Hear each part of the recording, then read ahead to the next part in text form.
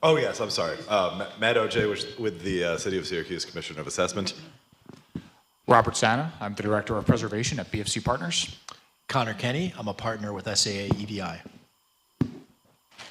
So the department has requested an exemption, a shelter rent agreement from the Common Council, looking to support the redevelopment of the first phase of Parkside Commons, looking to develop 2 new buildings and renovate the existing property to the west.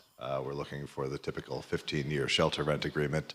I've got my partners here on the development team who can talk a little more specifically about the details. Sure. Thank you, Matthew, and thank you for everyone for making the time and agreeing to meet with us on this. Again, my name is Robert Sana. I'm with BFC Partners. Connor Kenny here is with SAEVI. Our companies are joint ventured and acquired Parkside Commons in October of 2024. We have a brief presentation today about, can you go back to the agenda?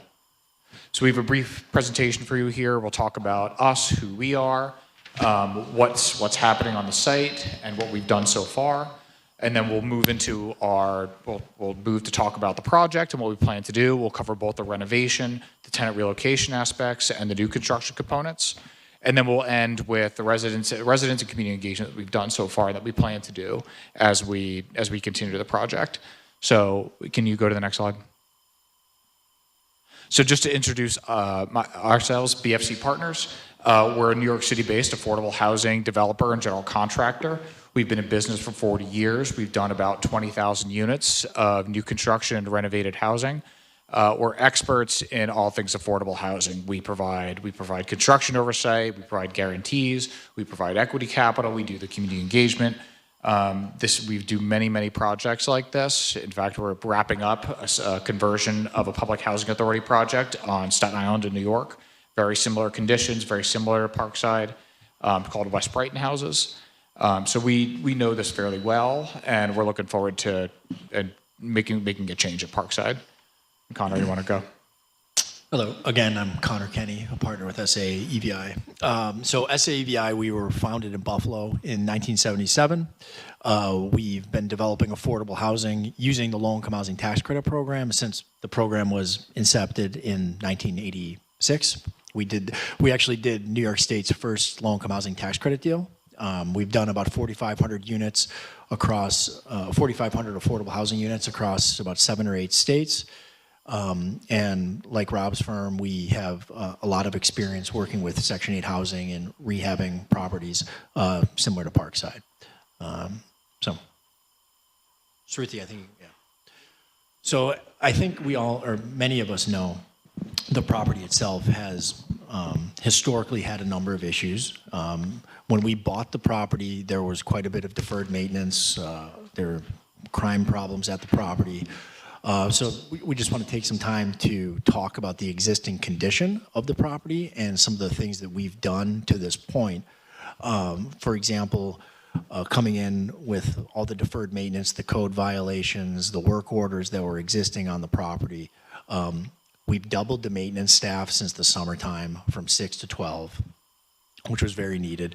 And as you can see, in the summertime, there was quite a few open work orders. We had about 1,200 open work orders, and as of today, we're down to approximately 185 work orders. 335 of those have been completed in the last 7 days. And part of the reason we're getting more effective. In the last what? 7 days, I'm sorry. 335? Yes. You completed in the last 7 days? Yes, work orders. Or the whole work orders, and you're just getting them done, or they're just new ones? What do you mean? Were they new work orders that were just processed, like some projects that need to be done, or is it just something that just happened and you guys were just getting it done? Like, were they? I think it's a combination of both. I mean, Okay. it's kind of like work orders are like whack-a-mole, right? Like you get the ones that are on the books, and then as you're finishing those, more come in. Absolutely. So that's what I was asking. Were they like work orders that just came out of the blue, like, oh, we got? No, I think they were it's just a list of work orders? correct. Okay. Yes, that's right. Good question. That would have been a bad time.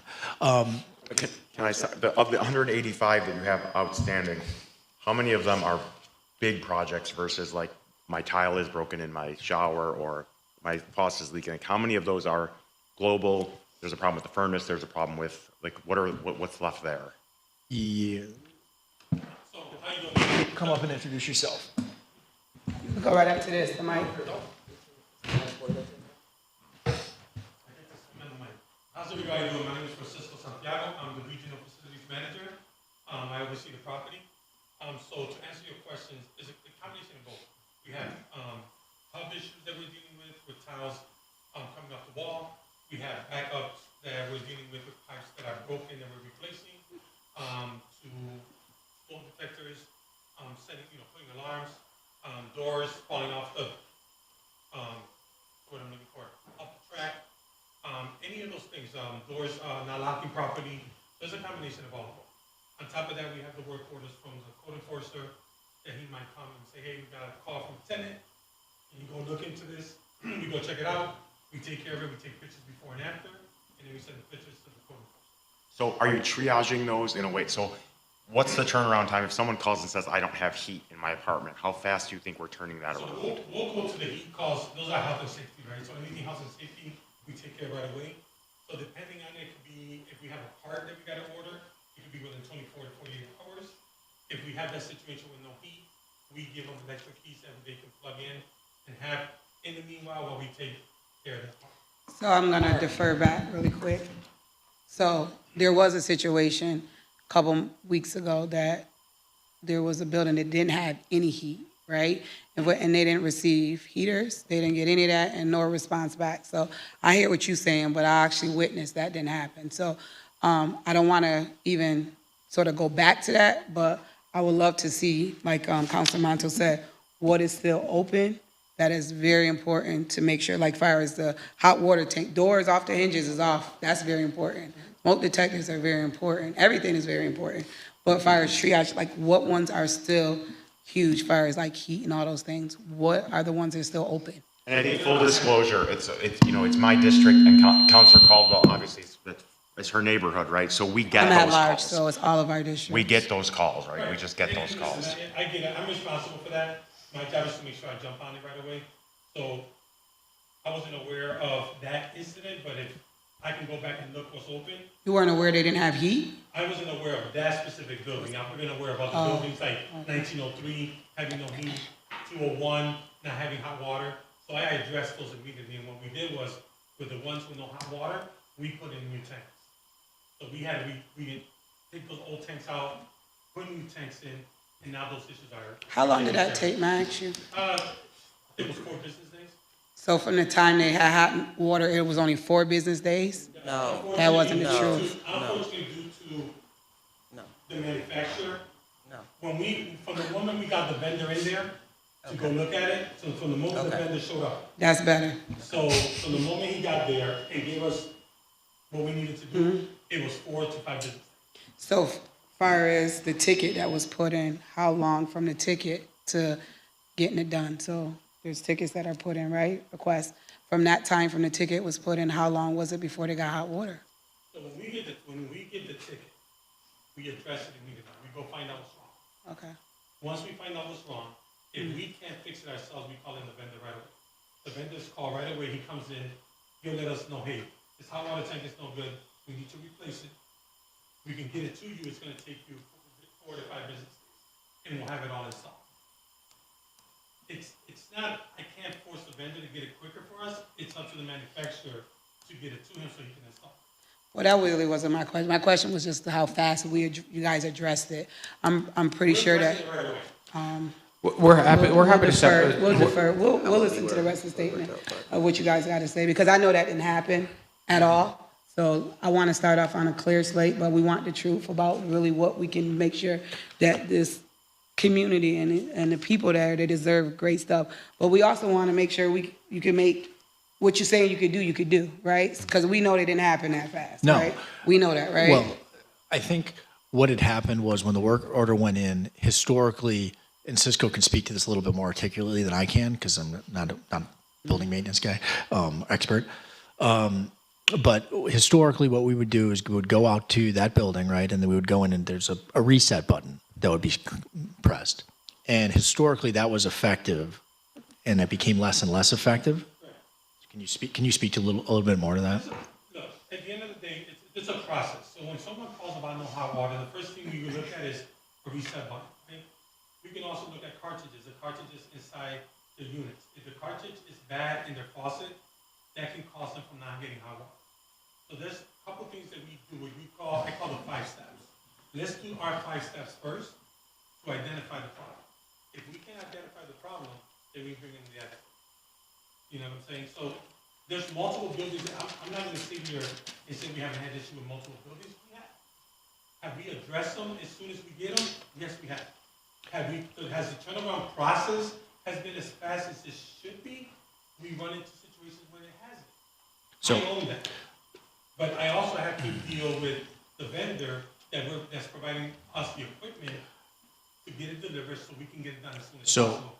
And there's been times where we've also have asked to ship overnight, and we pay the extra money to have it ship overnight. I think to clarify on this one too, so we have implemented a new process of addressing work orders. Cisco and his team came to the site in about September.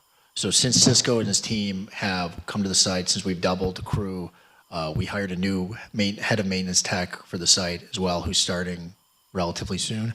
That obviously was a problem. Like we have since, we're now having calls twice a week, reviewing work orders, going through things, making sure that everything is very organized and that we have an appropriate process that we're going through to make sure that all work orders are addressed. So you corrected the other situation? Yes. Thank you. And we're also, I'll randomly pick a work order that the guys close out, and I have the supervisor or myself make a phone call, just to see if the resident is happy with what's done. I am requiring the maintenance techs, when you go close out a work order, I want to know what you did. Just don't put, I'm done. You were done with what? What did you do in that unit? Did you actually change the faucet? Did you fix the leak? Did you fix the drywall? I want details, because when we get details, we were able to give better response and better detail to other folks that are asking for it. We're happy, by the way, to provide further analytics and data on our work orders, on our code violations. Obviously, they run the gamut. Some take longer than others. Some are more serious than others. Our goal is obviously to deal with them as quickly as possible. Some are easy to address. Some are not easy to address. But it's always the effort to get there. And so we don't have all the information with us right now, but happy to follow up after with like specifics and numbers and turnaround times. I just want to be clear on what Councilor Monto put forward. As far as the furnace, is that per unit or is that a boiler system? So we run an electric heat. So there's electric heat, and then we run the hot water tanks. 2 hot water tanks per building. So I use an example, 1518 and 1813 have 2 hot water tanks for the whole entire building. That's more than efficient hot water. That's the water tanks, Yeah. but the furnace for the- heating is It's electric. per unit? Yes, every Okay. unit, every bedroom has an electric baseboard heat. Okay. Oh, baseboard. And we okay. have replaced a bunch of them that are bad. We replace them with new ones. Okay, thank you. Can I ask you one more question? Because I want to hear all the slides. But did the previous owner, and now you guys are totally tied, y'all are split now, right? There's That's right. There's no connection, there's no anything, right? Correct. Okay. All right. Okay. Thank you. Well, I'm interested to know go what, back. Can you go back? what software you use for the maintenance. I know that's probably a little more than One site. one site. Yep. Okay. So each technician gets a copy of, for one unit, 2 copies. And I'm going to say in a perfect world, they're supposed to leave a copy for the tenant. We also like the tenant to sign the work order once it's completed. If the tenant's not there, we'll put tenant was not there to sign work order. So I have dealt with a lot of maintenance, I'm sorry, not maintenance, a lot of housing entities. And I'll just say that I like the approach of a supervisor calling back to make sure that work was done. But even the call and the sign off, and I don't know, you guys know your workers. I have dealt with organizations that some of the maintenance staff were doing subpar work. So although it's done and there's no one checking on it, then it continues to deteriorate because it wasn't done properly. So that's just something I wanted to state. Although you sign off or you make that call, that doesn't mean it's correct. Right, so one of the things that we did was, in order for us to be more successful in how we deal with work orders, we divided the building. So I have one technician covering two buildings. So we went from 6 technicians to 12. So we doubled the maintenance staff. So that we could be better proactive instead of reactive. We want to be proactive. Bringing in a manager that's going to be there 24/7. Is that the It's another maintenance? thing that we're adding. He's starting next week for us. That's the And then we have a maintenance site tech? supervisor. Okay, and that's a local maintenance? Yep. Okay. He's a local maintenance manager who's going to start on Monday, and then we have the supervisor on top of that. And then we also have 6 cleaners on site that are under us. So we have a cleaner per 2 buildings. So we're also doing that as well. And the cleaners, are they local? Yep, they're in our in-house, in-house staff. It's not a contractor, it's our staff. No, I understand And that. they're local, but- yes. But we were told that some of your maintenance were located in Buffalo, like you guys travel throughout No, all no, of no, your no. sites. So when we were dealing with the violations that we had to take care of, we had a third-party contractor Okay. that came in. That was an outside contractor that came out of Buffalo and out of Rochester. So that's separate from our maintenance staff, that's local, and it's there 24/7. Okay, you had 12 staff, okay. Yep. All right, thank you. So aside from the work orders, the physical improvements, we have also been focusing very much on security. Security is a big concern and a big problem at the site. Our first step is we hired a full-time director of security, Josiah Homan. He works very closely with SPD and everyone else to coordinate investigations, coordinate tenant issues, tenant complaints, things like that. We've also made a lot of physical improvements. So we've had to replace every single entrance door and all the hardware. So what you're seeing here is 2 new doors that we've had to install. There were about 20 units that were taken over by either by squatters or by drug traffickers that we've had to clear and we've had to secure, and we've renovated and rented those to good people. We've installed 351 security cameras across the site. That's both interior and exterior. There's some, basically coverage in every public area on the campus. So we've got very good visuals as to what. Actually, I'm sorry. I just about the cameras. Are they your own cameras? Are they connected to a company? Are they? Yeah. So we purchased the cameras and we hired a company. There's a security company that work with on all of our Reliance security. Okay. And they monitor those cameras for us. So they monitor they actively monitor their cameras. They field complaints from tenants, from us, from SPD, and they assist in investigations and follow-ups based on that camera footage. Okay, thank you. I just wanted to know the company. Okay. With regard to the doors, the exterior doors, we talk about the doors and locks being replaced. Do they actually lock? Right now, they do not lock. We're waiting on some access control to arrive. So just electronic strikes, electronic fobs, things that will give us a little bit more detail as to who's coming and going. The issue without that right now, if you lock these doors right now, the people who are trying to get into the property will simply destroy them. We've over and over again had to replace doors, hardwares, catches, strikes. When those doors lock, they become a bigger security problem because you can't lock them. We'll get into this in a minute, but we've actually had to have in-person security presence while we were doing the cameras, exactly for that reason. So I feel like a detail like that seems to be missing from the information, and so respectfully, I look at all of this information with a little bit of skepticism when we're not getting the full picture. I hear you, and everything is a work in progress there. There's a lot of work that needs to be done, and we're in progress on a lot of it, and we're just trying to illustrate what we've accomplished to date. Transparency. Go ahead. So maybe I'm lost here for a minute, which happens.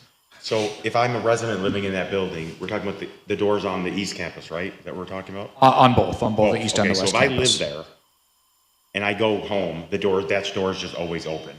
Right now, the front doors are. Okay. The rear doors, there's the fire egress doors, those are locked from the exterior. So you can't get in from those doors that you're not supposed to be able to, but right now, the front doors, we don't have the lock set up yet. And so, and replace that, do you have a timeline? When did this start where they couldn't get into that the doors have been unlocked? So the doors, we started that work maybe about 2 months ago. We finished all the doors, and now we're moving on to the locks. So we're hoping to have that done the next month and provide tenants all new keys, all new access, everything. And have that been disclosed to the tenants? Do they know, do the tenants units know, like, we're working in progress, we are changing doors? Are we communicating this with them? Yes, we have a whole community engagement team. We're getting into the cadence of having monthly resident meetings with everybody there. As we get further along in the process, we'll have more granular meetings by floor, by building, to let people know about the renovations. But yes, we're working with the tenants very closely. So, just to follow up on the hot water situation. So we are aware that the building didn't have adequate hot water for some time, or build 2 buildings, I think it was, right? Okay.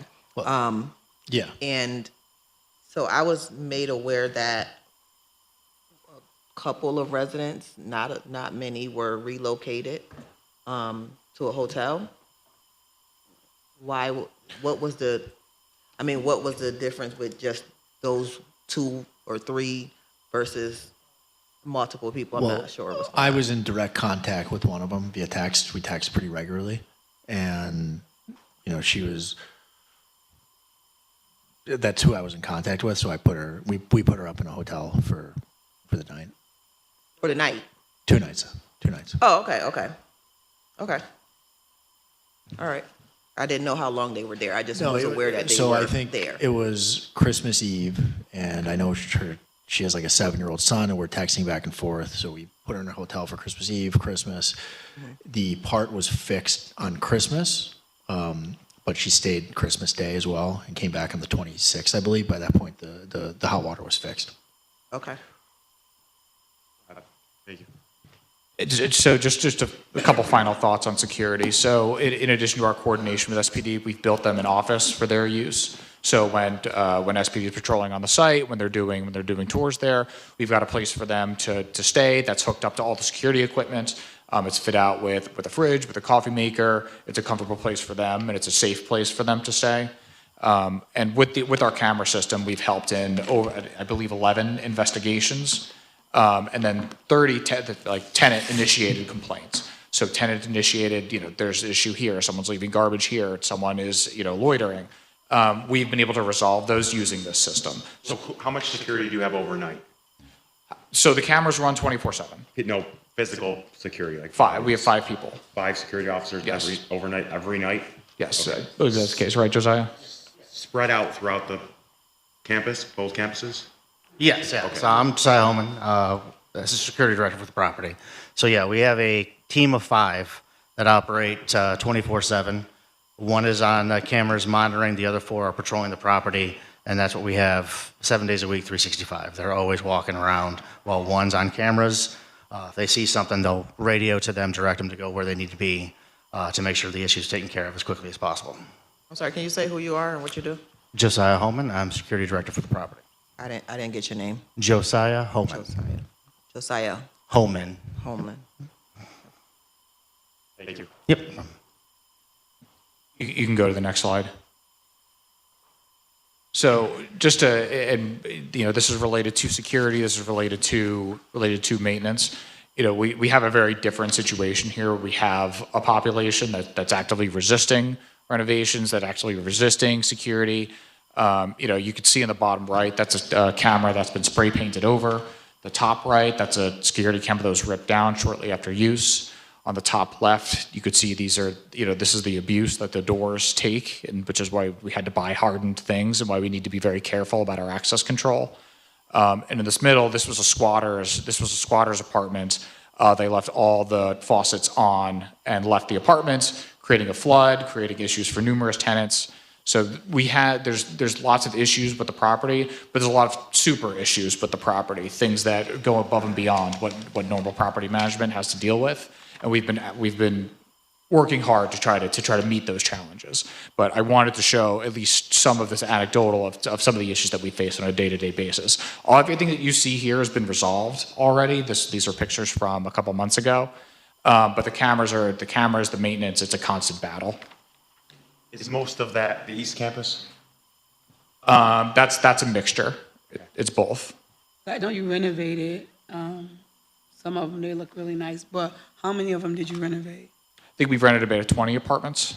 Only 20? Yes. And out of all the apartments, 20? 20. That's in the west.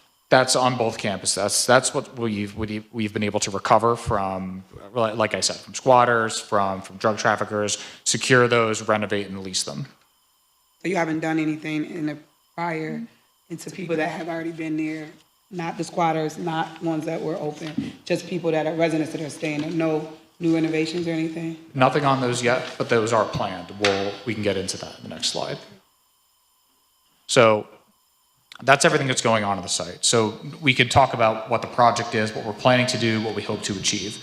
So the site is 393 apartments. We refer to it as the West Campus, sort of outlined in red. There's 200 units there. And on the East Campus, there's 193 units there. So what our proposal is, and what we've secured financing for, is to do an extensive gut renovation of the 200 units on the West Campus, and then newly build 193 units that'll be one-for-one replacement for the East Side properties. Our assessment broadly is that the West Campus is challenging, but it's savable. The design makes sense. It works with the capital investment and active management that can operate like a normal, healthy place. The East Campus, there's some long-running public, urban planning, design, and just site layout issues that just make the site difficult to manage, difficult to secure, and just doesn't make it a good place for the residents. So our assessment is that the best way to make a durable solution to this problem is to build new housing for the residents that live there, that deserve it, relocate them into these two new buildings that are right across the street, and then ultimately demolish the eastern portion of the campus for a future development that we'll talk about with the city when we're ready. Or you want to demolish it, but you don't have a plan? I'm sorry? What's your plan? Do you know your plan? So first things first is to get to help the residents that are there, and that means renovating the apartments and building new housing for the people that deserve it. When we have that problem resolved, we could talk about the future. We could talk about what could happen on that site. We're really open to being collaborative with the city and with the planning department of what that can be and what that can look like. But we think you need to start with what you have. So I'm gonna be very transparent. It all should be a one part because you have to have an idea what you want there. So as you building this, it would be very nice if you were very transparent of what your next step would like to be. And we're happy to For the discuss. neighborhood, the community would definitely want to know. We're happy to do that. We're happy to do community engagement of what it could be and what it should be. Right now, our focus is on how we deal with the immediate problems. But I hear you, and we should talk about it. How many stories is Building B? Building B, I think, is 6 stories. 6 stories. Oh no, Building B is the south. I think that's 4 stories. 4 stories. Has there been any discussion with residents on that side of the community? Because there's multiple houses right on that street and sit right behind it. Has there been resident outreach? The So neighbors. Neighbors? Yeah, not your tenants. The neighboring properties. So we've done both. It was about a month ago. We had a meeting with both residents and both we flyered and saw Okay, it. we were there. The meeting There that was y'all 2 held people there. at the church and the Boys and Girls Club? No. We're talking about like engagement, like knock on doors. Finally, that was an engagement. That was a couple people came.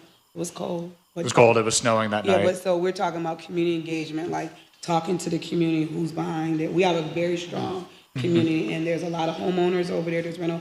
They should be involved, and we mentioned that before in the meetings, making sure that they are involved in this process. We were going to have a meeting on the 21st of January, but we had to reschedule that. Our plan is to have a meeting first week of February to invite more folks from the community, but we will, And we'll have a meeting every month yeah, monthly meetings. for both residents and for neighbors. And in terms of, you're talking meetings with tenants, meetings with residents. I do know they have a tenants association, at Parkside. What is your engagement with the tenants association? How often do you meet with them, and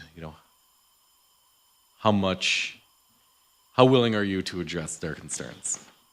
Totally willing to address their concerns. We love and appreciate tenants associations. It helps us focus our energy. It helps us address problems more readily. We would probably, we'll get into a cadence. We would probably do a monthly meeting just with the tenants association, and then a meeting with the broader, the residents and the community as well. So how many stories for building A? I believe it is 5 There's, Is it 401? if we can answer that question, we'll have whole sections where we focus on the new construction component. Is it okay if we start just talking about the renovations? Yeah. Well, first off, you have 5 stories for both, you're saying? 4 and 5. 4 on building B, 5 on building A. Oh, you said 4? Yes. yeah. Okay. And just for the people, I know we know what building A and B is, but people don't know. So can you just say, the building 1901 or where it's located, because people don't know? Sure. So building A is where the Patrician Bakery used to be. Site B is where the former deli site. And to Councilor Caldwell's question about the property, once we tear down the East Campus, so your funding stack for this project that you're showing us now, is that just for the other parts? The HRC money, the LIHTC, that's not including rebuilding over there? Correct. That would be Okay. part of a future phase Okay. with New York State. Okay. HCR. Gotcha. All right. You go to the next slide. So we'll talk about the renovation first. So this is the 200 units on the west side. Again, this will be a very extensive renovation. We've looked at everything. We need new roofs, we need new windows, new apartments, new everything. Can you go to the next slide? So here's a summary of the rehab scope and a before and after of a project we recently completed. So again, every single unit will get all new kitchens, all new bathrooms, new appliances, new bathroom fixtures. But in addition to the stuff inside the apartments, we think it's important to address the building systems and the infrastructure that make it a good place to live. So we're looking closely at the plumbing systems, the electrical systems, the roofs, the windows, where the brick is and the facade, and then increasing the site, adding landscaping, adding playgrounds, stuff that should be on the site or was removed from the site at some point and should be there. And you could see, quickly just from these photos, the kind of finishes we're looking at. We're looking at doing upgraded finishes, quartz countertops, all wood cabinets, ventilation in the kitchens, adding cabinets in the bathrooms. Things like this that add and like wainscoting and plastic protectors around the tub. All these things that just will make the residents' quality of life much, much better. And one of the upgrades will also be there's going to be a new heating and cooling system. These will all be all electric package terminal heat pumps. So tenants will get heating and cooling from it, and they'll be much more efficient. It'll be cheaper for the tenants to run their utility bills with those. So that's what we're doing. That's what's going into the rehab. So how are we going to do it? That rehab would be going on at the same time that you're building the 2 buildings, so, okay. Correct. So the expected timeline is we're working with HCR very closely right now. We expect to get the financing sometime between March and June of this year. We would start the renovations and we would start the construction at the same time. The renovation will probably take it'll take a little bit less time, and the new construction will take a little bit more. But the idea is we're tackling both problems at once. Question, just so I can understand. You wanna, where the Patrician Bakery, Snowflakes, the bakery is, you wanna rebuild there, right, and put new ones. But meanwhile, the buildings that you're gonna knock down, you're gonna rehab and make them look like that? Yes. Not the buildings the buildings on the western portion of the campus will be rehabbed. And Western Port, the what? what would you consider, what would be considered This the west? right here, sorry. The red. Right, but again, explain to the people what would be that building, 1900 what? 1903, 1901, 1903, okay. 1815, 1813, 1811, and 1809. So the backside is the ones that you're going to redo, and then you're gonna knock down the front side off of Fayette, right? And then rebuild those, but you're gonna renovate those, but knock the front side over, right? Sorry, No, so what's highlighted? I'm confused, because I don't, yeah, When absolutely. rehab, new, when those are complete, tear down. That's why. Did I get that right, guys? Yes. Well said.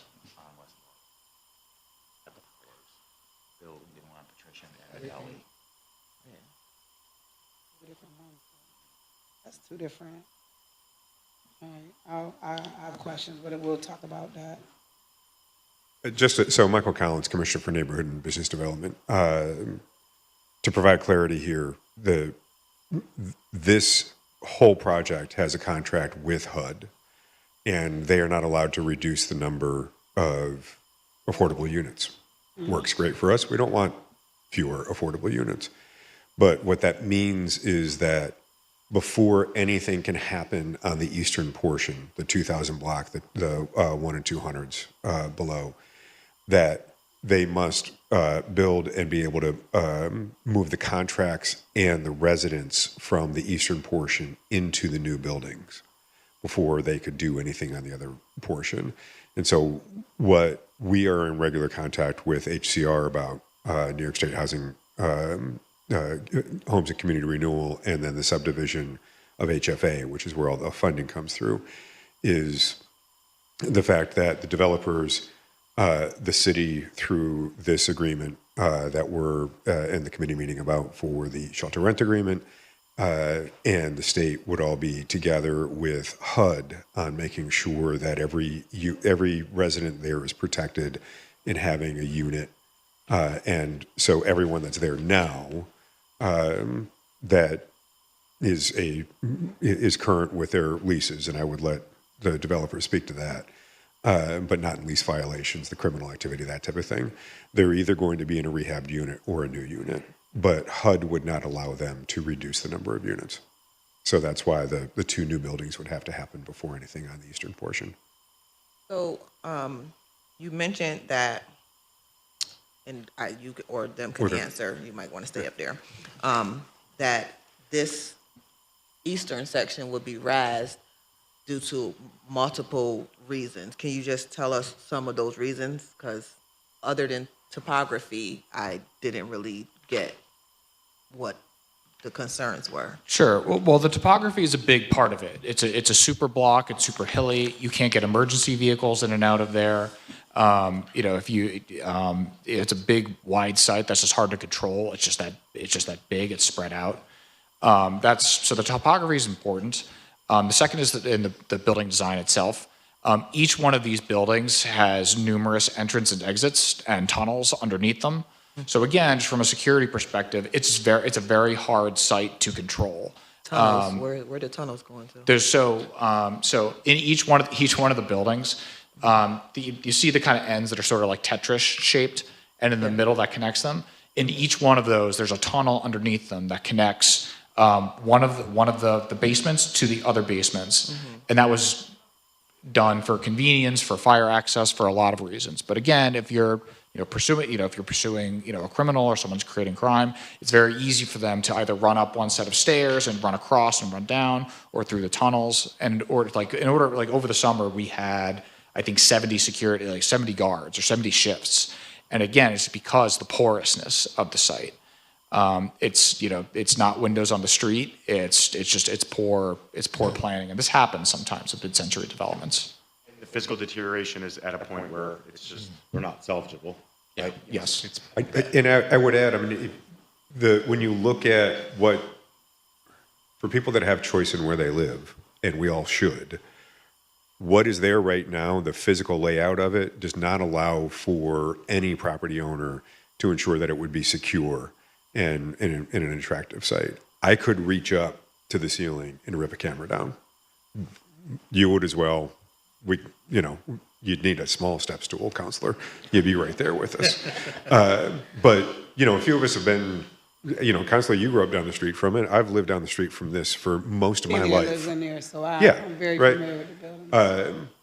This has, for my entire life, been a security concern, and it is the design of the buildings that has meant that to have it secure and have what you need is just a greater physical presence than what a property like this will cash flow. And what is most important to the administration is that it's not just that it's clean and affordable, but it's got to be safe. And we recognize that that's just not feasible with the current layout. So I guess Go ahead. one of my main concerns, I'm fine with redevelopment. I absolutely love anytime we get improvements. My main concern is that you're taking such a large campus, taking that same number of individuals and then packing them into these two smaller campuses. And for me, I say all the time, I'm a greenscape girl. Yep. We've had you and I have had great conversations about Right. that. Absolutely. I know So- how you value that. So when you move me from, all of this lush grass and, open area to these two smaller campuses, I'm going to just go crazy. I'm going to tell you right now. So I have concerns with that. But I would like, I need to see further designs of, okay. Yeah. Just while you're here, just confirm it with me, because I'm from the east side. So when we talk east side, there's lower east side and higher east side, right? You guys east, west, we don't do that. The upper east side, which is Hilltop, we call that. So this is your plan, knock down Hilltop, right? So everyone understand. The lower east side, which it would have been close to like Kenny Square area, right? That's the plan where you're gonna redo things over, right? And renovate. No, Correct. That's right. Yeah. That's You're correct. Yeah, so that's the plan, right? Yeah. Renovate what's in red, new what's in yellow and green, Yellow and blue. or yellow and blue. Thank you. And then the yellow, and then relocate from green to yellow and blue. So, say it again. Hilltop, Boys and Girls Club, east side, what? Tear down. Tear down. Lower east Rehab. side, which near the Kings Square, which will Rehab. rebuild.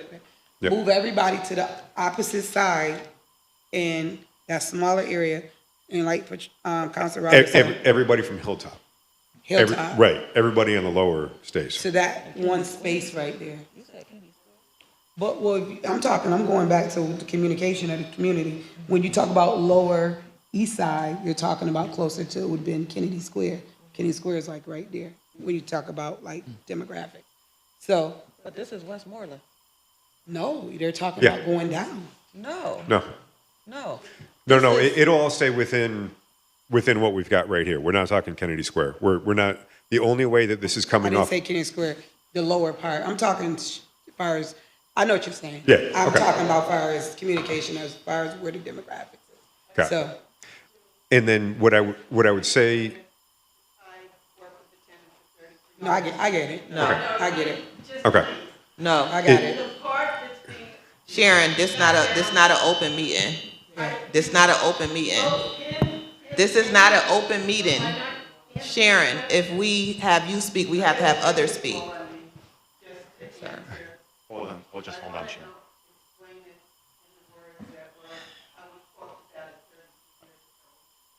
Let's finish the presentation, we'll get to it. I got you. Okay. We got it. Okay. Councilor Jones-Rouser, to your point about the green space, I'm with you. And what we know is that families have long struggled, and especially this summer, to feel safe enjoying the green space. And so it is not something that they've really felt that they've even had access to all along. And so it is absolutely a challenge that needs to be addressed, and I believe it can be addressed in the future redevelopment of that site.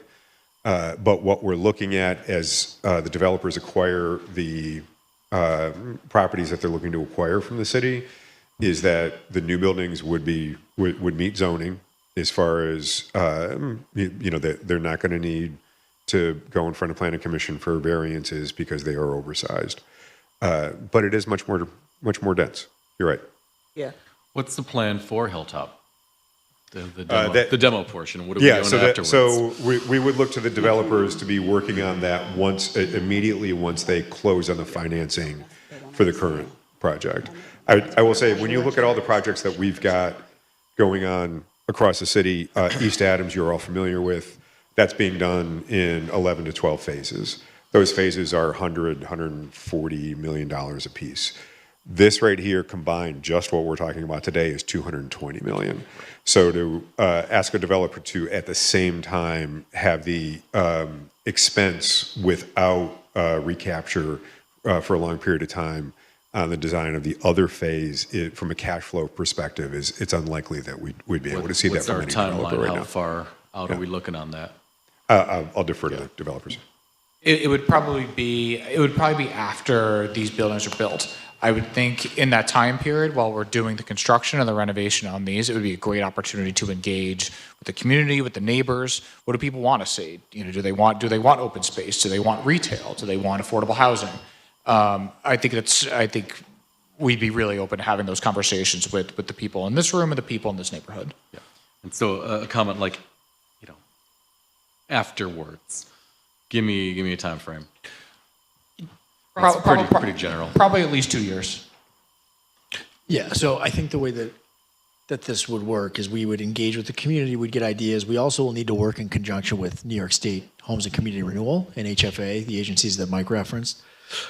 There's a process to work with those agencies. There's lead times. There's, you got to get in a queue to get funded. It doesn't happen necessarily immediately. So once we break ground on this existing plan, the idea would be that we would then engage with community members. We would also engage with New York State. That would, I think, tee us up nicely to hopefully start construction on future phases around the time that we're completing construction on what we're talking about here. Does that make sense? Yeah, I would say from the city's perspective, we want it to move as fast as possible because otherwise you've got vacant buildings sitting there. We all know what a challenge vacant buildings are. And you're not going to have the financing to tear them down until you've tied it into the financing for what you're going to do next. But what we do want is a significant amount of community engagement to understand what's possible right there. And, Michael, I know that you mentioned $220 million project. It's probably getting towards the end. You were talking about financing. What's your capital stack look like, and how does the shelter rent play into this whole equation? Sure. Sure. So we were going to spend a little more time talking about the design, but can you go to the page of the project cost? There you go. So as Michael said, the total project cost for this is about $220 million. $125 million of that is just the bricks and sticks and just direct trade costs for what it costs to build the building. And then the rest of it is your architect fees, your engineer fees, your loan interest, your design permits, things like that. We are getting about $75 million from HCR, and that's a combination of taxes and bonds and subsidy that they're going to put into the deal. The remaining stack, about $100 million, that's all low-income housing tax credits and state low-income housing tax credits. Where's the other 45? So the balance of it is like things like accrued interest, assumed debt from HCR, which they're going to rather than having us pay it down, they're going to agree to extend it and push it further out. So they're all like non-cash sources. And how many, I know it's in the packet, but how many apartments is it gonna be now? It's 393 now, it'll be 300, it's a one-for-one replacement, So it's going 1-to-1, so there's gonna One- be 393 to 393? exactly, yeah. And are you changing, so I know, are you gonna increase bedroom size or Unit breakdown per HUD's regulations remains the same. 1-for-1? One You're for not one. adding any, it's just gonna That's be right. the exact same? That's right. Okay. And so the shelter rent. So the shelter rent. So in order to get the senior mortgage, we need to have a reliable tax, a constant tax, and that's the pilot payment. So what this shelter rent tax will do, right now the property is under a Mitchell-Lama shelter rent tax abatement. The property tax is about $270,000 to $330,000 a year. When this project is complete with the same number of units, we're actually going to be paying more in real estate taxes. We think the total amount will end up being about $800,000 a year. So we're actually going to see a net increase in taxes, but it's the consistency of the pilot that's really important to the lenders and to the bond agencies that make that really important. So it's more taxes, but it's something we're willing to do in order to work with HFA.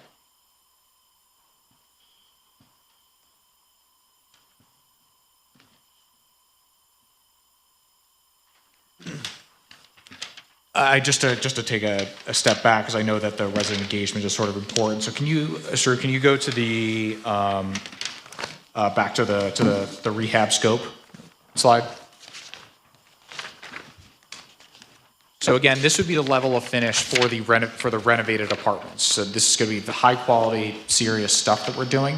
In order to do this, in order for the residents to have the best experience, we generally going to ask tenants to relocate for about a month. And we have a plan about how we'll do that. Can you go to the next slide? So all 200 of those people, we're going to ask them to move to a different apartment for about a month.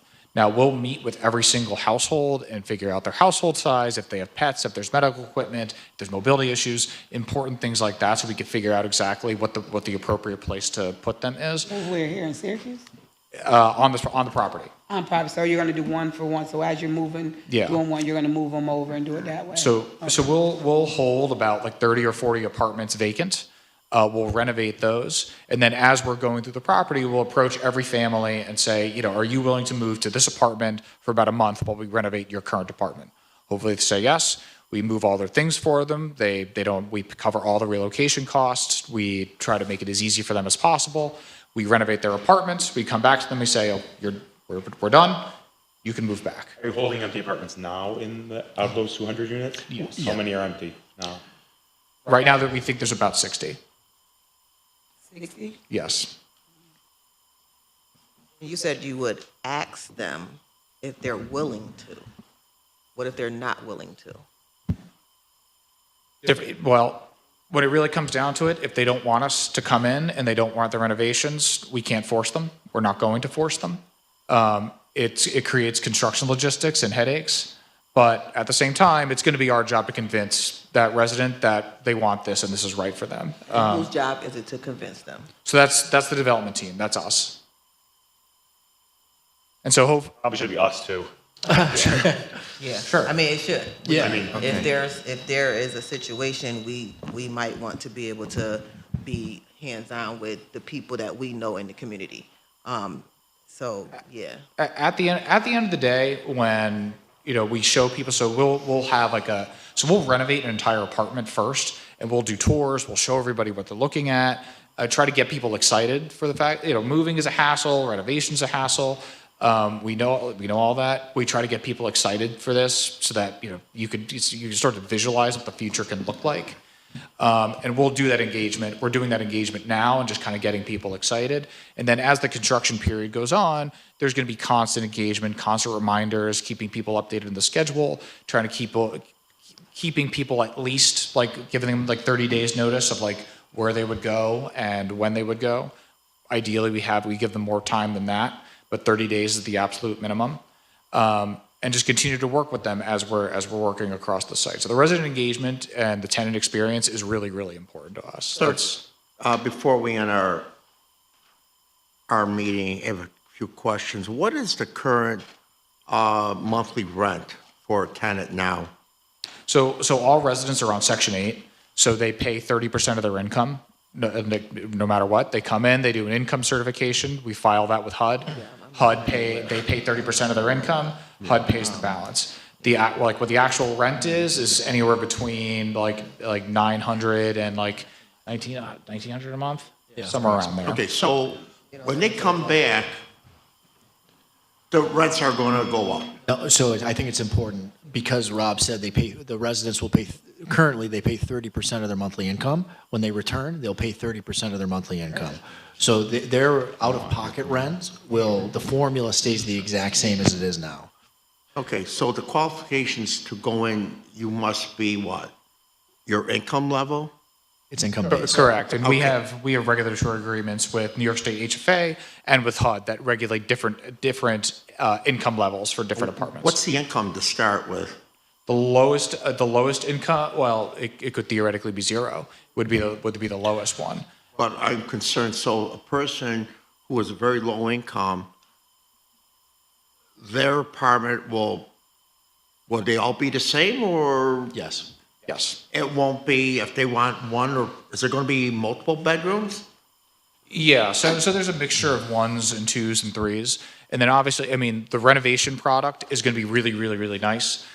It's not going to be the exact same as a new construction building, so the rents are going to be different for that. But the tenant is still going to pay 30% of their income, So I'm regardless of where they concerned live. about, say, 30%. And many of them who are here, probably, some may have a pension, some may have Social Security. What if a tenant is having financial difficulties? Do you work with them? So if they fall behind, there's no fear of them being, evicted? Because I want to Always. make sure there are some protections for them. Right. One of the really generous portions of the Section 8 program is that, exactly what you said. If people have if they lose a job, if there's change of Social Security, if there's anything else, if they come to us and they say, I'm having an issue, there's a problem, we can always do a recertification with them, submit that to HUD, and adjust their rent for whatever it needs to be. And even if that's zero, the federal government will come in and pay the whole thing. So They're we'll always work guaranteed. with the So they're tenants. guaranteed. God Yeah. forbid they lose their job. The key is communication, Right. right? Like having those Well, lines. communicate, I agree, it's important, but they know they have some security, if they're temporarily out of work, that they have security, and that you, as the company, will work with them. There will be no immediate pressure on them. And that any needs that they may have in their apartments, whether it's got to do plumbing, electrical, or any other issue, they will still receive the same assistance. Am I correct in saying that? You're correct. Correct. Yes, you're correct. Okay. That's what I wanted clear, okay? No further I have questions. one quick question, because I know we're getting close to the time, and I'm gonna be very transparent about, we've met. So there's a couple of questions. This is probably for the city of Syracuse. First of all, I want to say we do need to do some renovation on the east side. It is dearly needed. It needed it a long time ago. There's a lot of issues, right? But this might be like the second biggest housing transformation in our city compared to the East Adams one that's being built now, right? And it took we demanded that when they came in, that they did a lot of communication with the community, outreaching, figuring out that community. And when I was saying East Side, Lower East Side, I know the terminology because I grew up there. There's two different communities that you're messing with. You think they're one, but they're not, right? So that's the first part I want to explain. So with that, you have to do community engagement. The housing, taking all those houses back, their homeowners has been there 30, 40, 50 years, have owned their homes. Families, in order for the project to move forward and to get the community support, you guys have to do what you say, right? Not, we were, or this. If you're gonna do community engagement, do community engagement. Let's have that happen. And I need you to do it for both buildings and all around it, because when you do something like that, it doesn't just affect Westmoreland and Fayette Street, it affects the whole entire community. Making sure that there's someone here that can be that responsible person that is connecting with the community, connecting with the people in the building. That's gonna be very important, right? And then when you say you're gonna fix something, like now, it's like your first impression when you meet somebody, like, okay, everyone gets one, then a second, and third. Let's make sure that when you guys you're gonna say you're gonna do something, that it gets done. It's not like, transparency is gonna be the best thing, because they have been told, they have dealt with several different owners, they've been dealing with people, and people have told them the same thing, and look, things are falling. And that's not fair, right? So we need to make sure that that happens. So that means you guys you can't say you're gonna do it, y'all gotta be out there in the community engaging with the people. And guess what? We're gonna know, because we are the people, right? So we're gonna know that if you engage with them and what's going on. And I'm gonna be very honest, I'm very skeptical about this next building, when we can't even get the process of this building at least going, the doors. And let me take it back. I'm gonna hit you with a little bad and good. You guys have done some improvements. I do know that. I know it's gonna take time, but being transparent and being honest about what it's gonna take and what it looks like, and communicating with the tenants are gonna be so important. They shouldn't have to deal with some of the things that they're dealing with that I won't even mention, because we're gonna put that in the past. We're starting off clean. But that's gonna be important for that community, because if not, I'm gonna be honest, I'm gonna be one of them people that's gonna be looking at y'all like, right? Because I am part of the community, right? And that's the whole city of Syracuse. But they deserve to have something nice, but they also deserve the truth behind what's gonna happen. I'd like to, real quick, Sruthi, can you go to the new construction? I just want to show you guys some images of a project, Section 8, very similar that we completed, keep going, like we completed in Buffalo. So this is in downtown Buffalo, go back, yeah, right there. You know, we're going to do a very high-end quality product. It'll be on par with, you know, some of the highest-end market rate housing that's available. We very, very much believe in providing extremely high-quality housing. It's like at the core, it's in our DNA, what we do as developers. And I hear you, like we. Well, I got faith that you can build it. It's not that, it's the process before time. Yeah. Right? And No, I hear making you. sure that the community, like I said, this might be the second largest development in our city that we've had besides East Adams one, the Pioneer Homes. And there were months and years of communication, figuring out what the community need, like a community needs assessment. Was any of those things done? Well, we do have a needs assessment that's out there right now. Yeah, we've done, I think we've had about 30% response to that. And that's what's informs our resident meetings and like community engagement thing. So we've done a handful of events based on the feedback from that. Like one of the things we're working on now is I think we're doing like a homework help class with Boys and Girls Club. We're trying to bring it onto the site rather than at Boys and Girls. So that was something that was brought to us in one of those surveys that we're implementing now. It's one small thing, but we want to focus on things like that. And I think to Councilor Caldwell's point, the population has, you know, I'll be honest with you, this city has failed that corridor for a long time. I'm just going to be honest with you, like that whole corridor has needed help for a very long time, and people get lied to for decades and decades and decades. Terrible housing decisions by this city and by other municipalities. It's not just us that make those terrible decisions. So you can show me all the pictures in the world, and I will say, I'm sure you can build that. You know, there's a lot of companies that go out there and build it.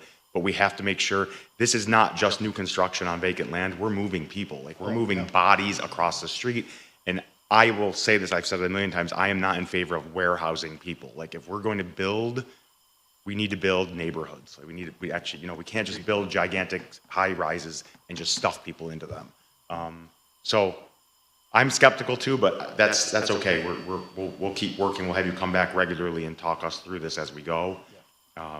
And Rashida means it. She will call you every day if she has to. So I'll be outside with the people. Call me anytime. I'm telling you right now. We welcome it. We welcome the engagement. We welcome the skepticism. It's our job to build trust with you. It's our job to build trust with the residents and with the community. And we don't want you to walk away from here thinking that we're scolding you. It's just that we care about not just that neighborhood, every single neighborhood, but that neighborhood specifically. We get a lot of calls. Like, people are not afraid to call us, and they're afraid of where they live right now in many cases. And we can't have that. We can't operate like that. And So I would sentiment to say we have several community ambassador programs that are some within the city, some that are with other organizations. Utilize them to help do your community relations or whatever services you're doing, so that you're maximizing, but the people are actually really getting it. Because what I'm telling you, you're serving I'm a person from the east side, you're serving two different communities. You're in one, but it's really two different communities. A street can be a different community here. So you got to understand that, and that's why I said it's important to do community dialogue and have some community engagement, because you guys, if y'all have did that, y'all have known that. That's why I can say lower east side, higher east, you say east and west. It's two different communities. And we had the same situation with East Adams, Adams because Street. the people in the part that's now demolished, they Can't go didn't across the feel like street. they were a part of the Pioneer Homes. They didn't want to integrate per se. Yeah, and I love the example because you're right, exactly right next door to each other, exactly the same landlord, completely different communities. The So, and I appreciate you bringing up the community ambassadors, because community ambassadors have been involved very successfully multiple times with this property. So we are continuing to demand and support on the outreach. We were able to facilitate the conversation last year that led to CNY Jazz being at that location, which was the first time that CNY Jazz had been there for their summer series. And, we have high expectations for the engagement and what this looks like when it's done. One of the things that's unique about this compared to East Adams is an expansion of units and an expansion of price ranges. What we're talking about with this project right now is staying exactly within the existing contract. So that expansion would be that phase 2 and the upper side. And so I think it was more or less about the communication piece. Absolutely. Like even saying like we're gonna have it at one of the site versus at the center. You may have this group over here who doesn't want to come over to this site, like they don't feel like that's their space. Two different communities. Yeah. I'm just trying to explain that, 'cause that's gonna be important. Yeah, no, and you're exactly right. So that's where. So I will tell you at this point right now, I have a weekly meeting with this team.